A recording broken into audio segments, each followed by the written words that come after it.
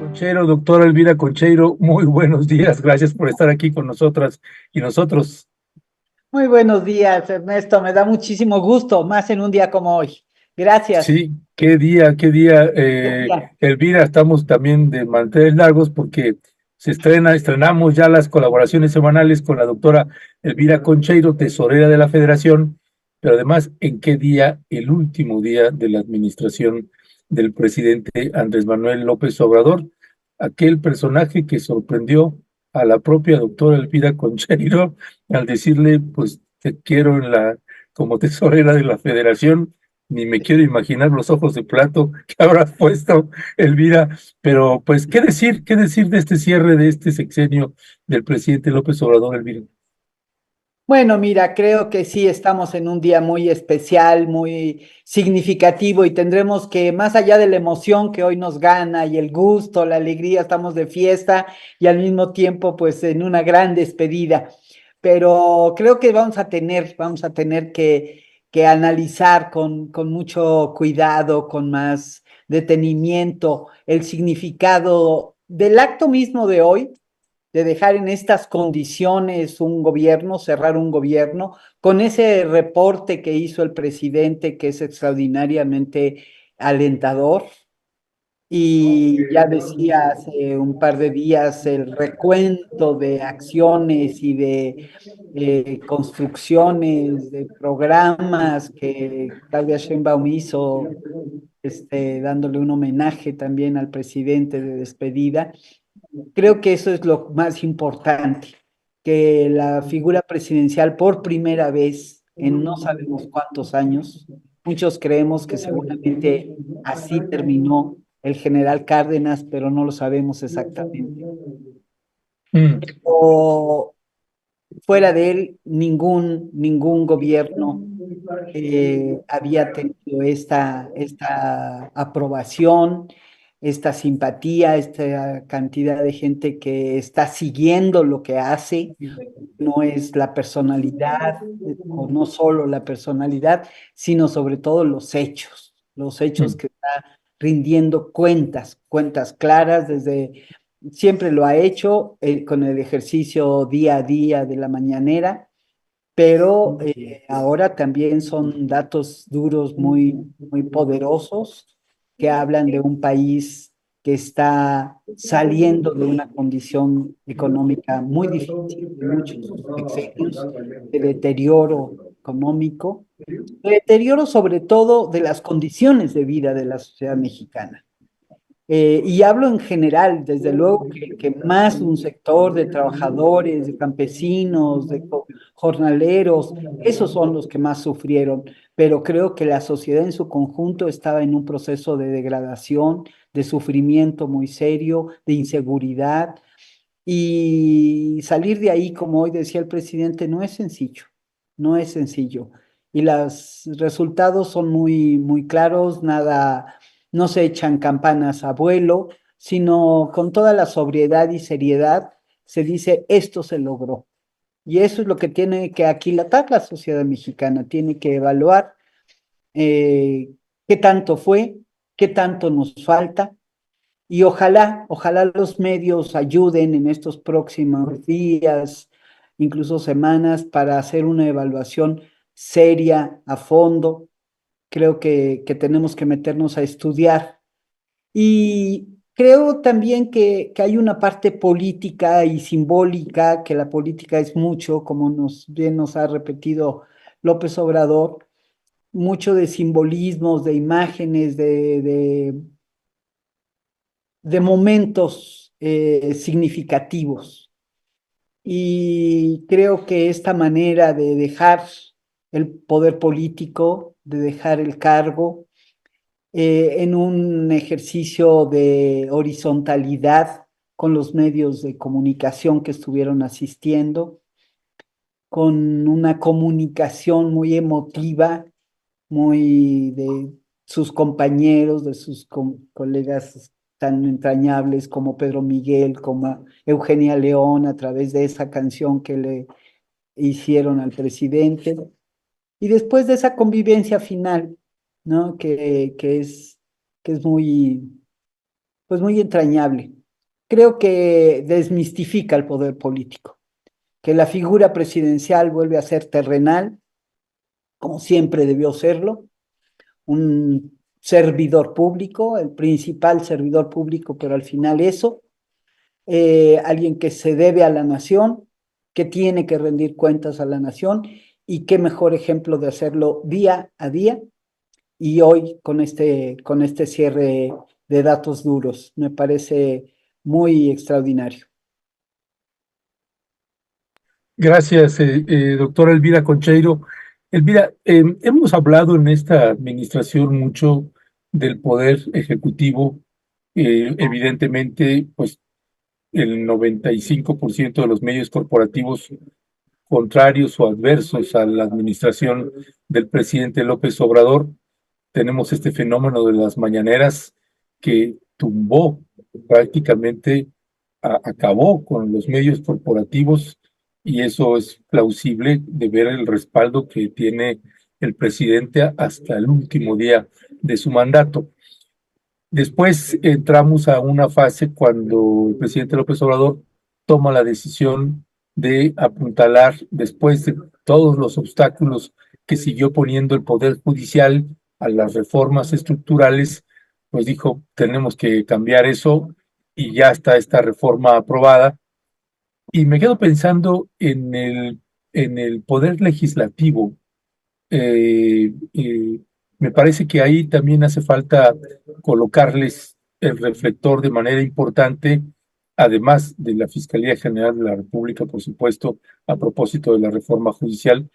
Eh, pero qué decir también del papel del Poder Legislativo, lo que le falta, lo que le sobra, lo que hizo, lo que no hizo, y los aspectos que tú consideras que tendríamos que apuntalarnos también sobre ese poder.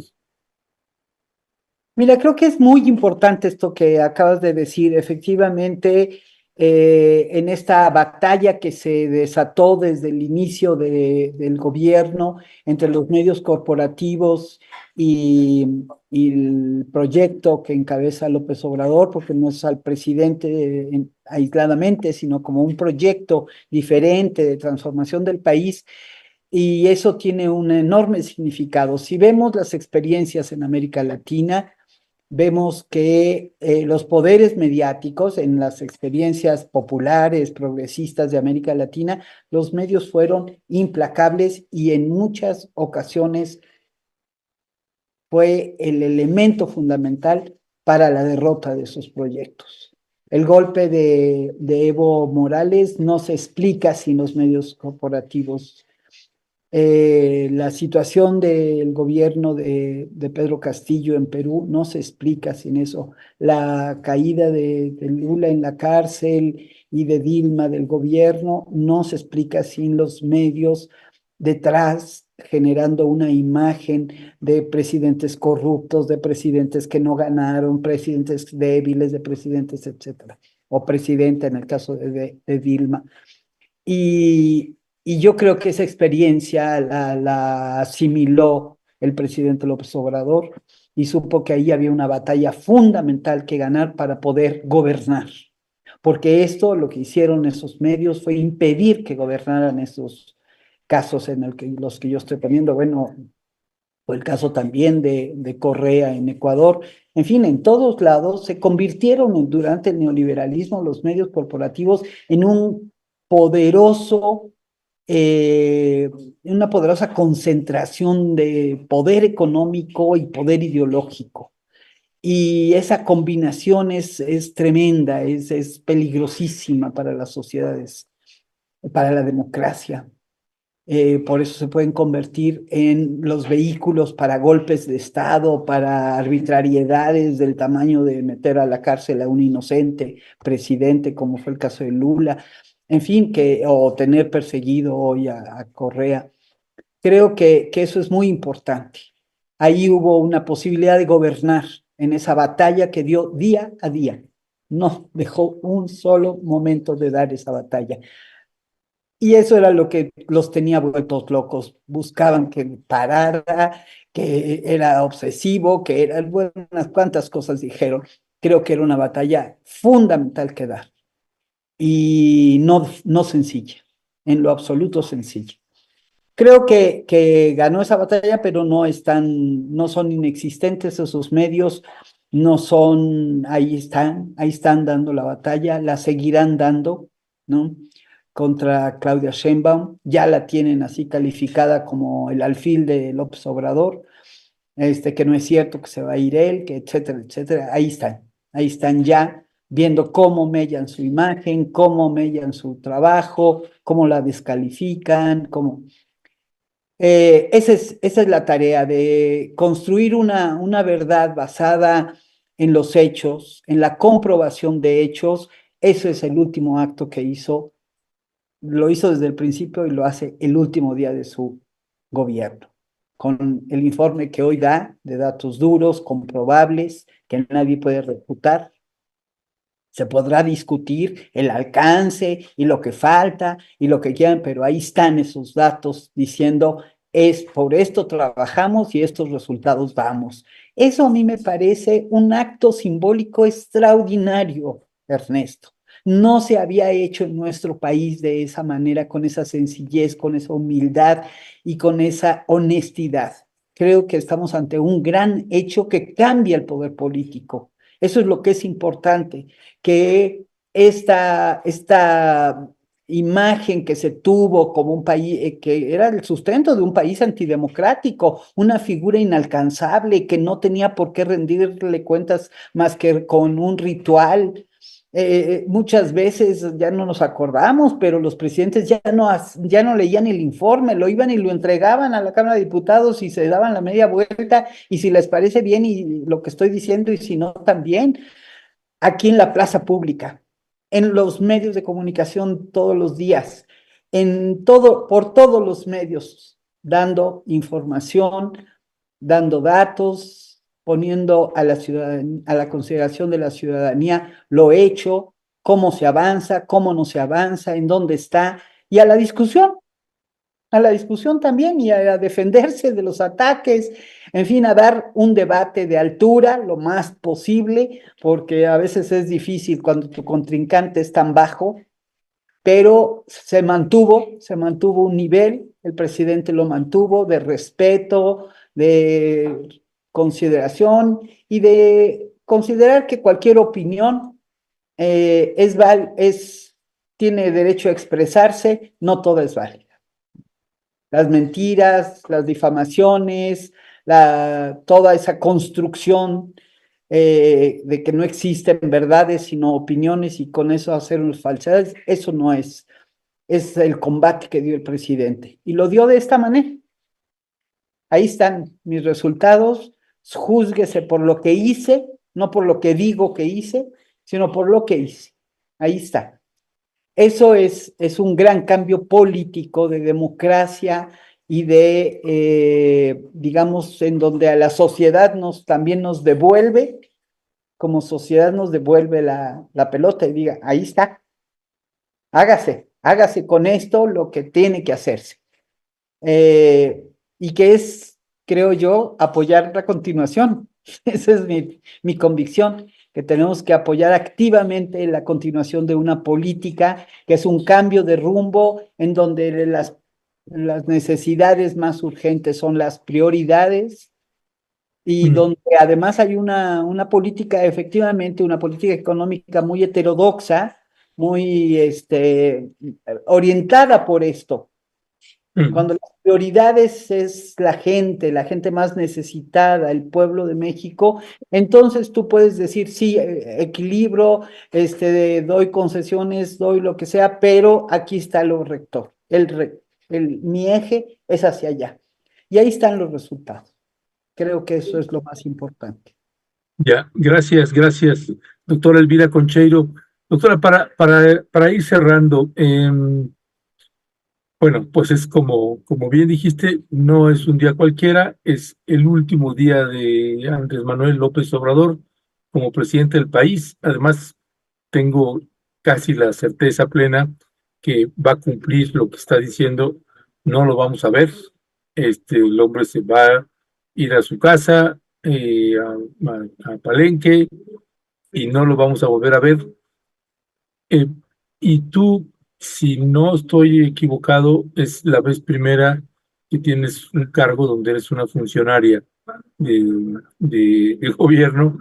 Y pues me gustaría una reflexión final tuya como funcionaria de gobierno, tesorera de la Federación, en la administración del presidente Andrés Manuel López Obrador.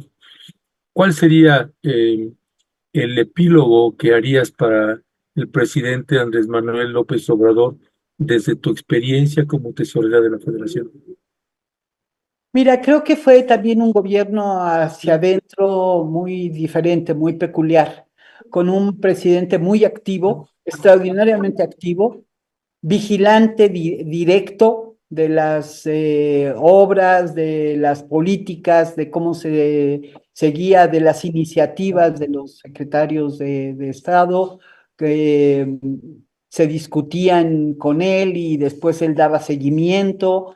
De grandes obras como la construcción de un banco que no es fácil, un banco diferente, un banco como el que hoy lo decía, que llegó a muchos rincones del país y que es de mayores cantidad de sucursales. Eso ya solo es una obra que requirió la atención, el seguimiento y sobre todo de imprimirle un sentido.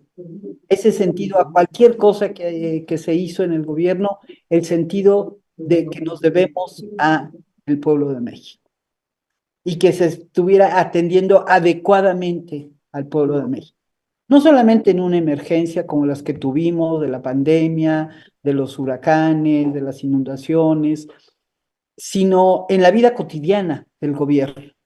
Esto a mí me parece muy importante y muy loable, que es un sentido que se imprime en cada acción. No es una frase, pues yo insisto mucho, y está lindo como lema, pero fue un actuar en esa dirección.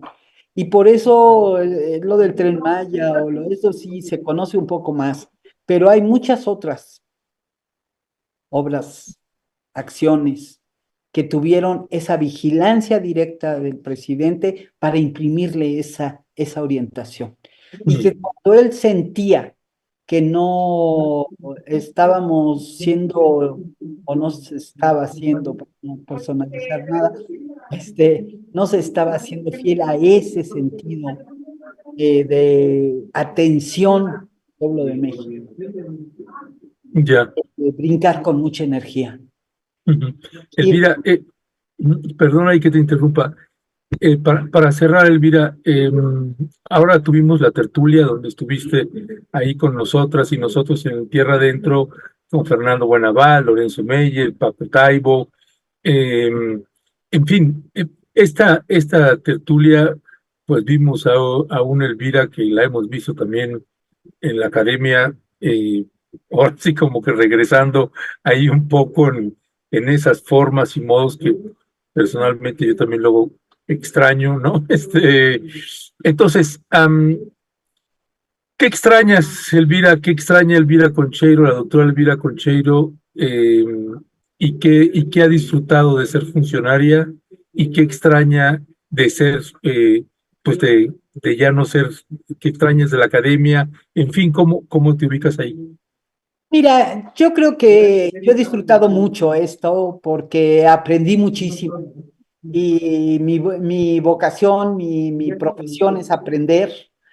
Entonces, estudiar y eso me permitió en otro terreno, con otra urgencia, con otro sentido, pero un aprendizaje extraordinario. Eso es lo que más me gusta, pero además con un sentido de poder hacer, de poder transformar, de hacer propuestas, no todas las propuestas que yo hice o que yo visualicé que se podían hacer, se lograron, pero ahí están planteadas, están los horizontes son para que estos se puedan cumplir.